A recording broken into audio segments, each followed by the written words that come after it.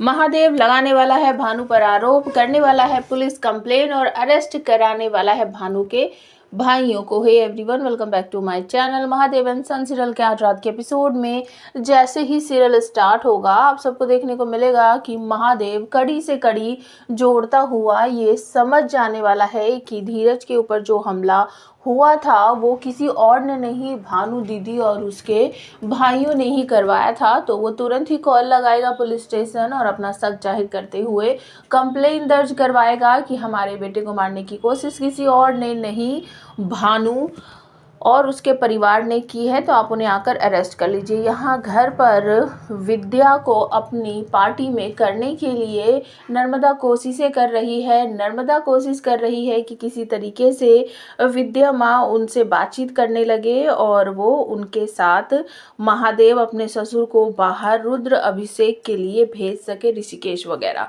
लेकिन विद्या कहती है कि तुम हमारी टीम में नहीं हो और हमें हमारे पति से अलग करने की कभी सोचना भी मत। और ये सब कुछ समझ जाता है धीरज।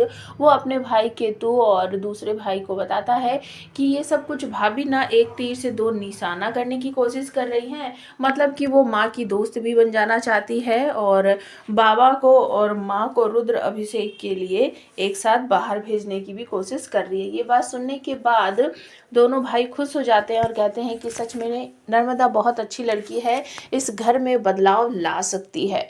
और तभी अचानक से बाहर से हंगामा शुरू हो जाता है जिसमें पुलिस वगैरह आते हैं अरेस्ट करने।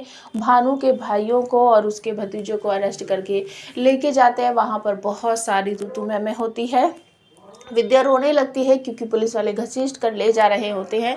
जब विद्या पूछती है क्या हो रहा है, क्या हो रहा है, किसने पुलिस कंप्लेन की है, तो महादेव पीछे से आता हुआ कहता है कि पुलिस कंप्लेन हमने की है क्योंकि हमारे बेटे धीरज को मारने की कोशिश या साजिश इन्हीं ही लोगों ने की थी। लेकिन भानु और उसका परिवार चुपचाप वहाँ पर खड़ा रहता है और वो कहते हैं कि ऐसी घटिया हरकत हम नहीं कर सकते, अगर हम करते तो हम हॉस्पिटल क्यों आते। और विद्या की जो माँ है वो भी कहती है नहीं महादेव, नहीं महादेव, हम लोगों ने ऐसा कुछ नहीं किया है।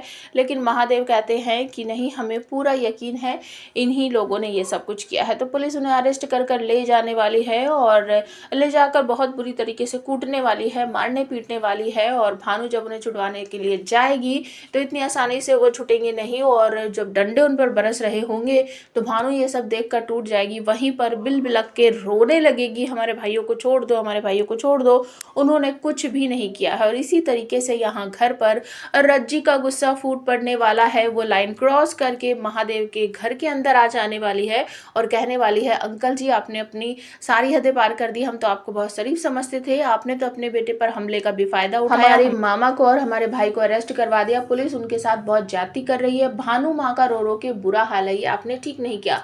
वहां पर बहुत सारी तू मैं होती है और उसके बाद महादेव थोड़ा सोचने के लिए मजबूर हो जाता है। और अपकमिंग एपिसोड में आप सबको देखने को मिलेगा कि महादेव की गाड़ी को आग लगा देने वाली है भानु।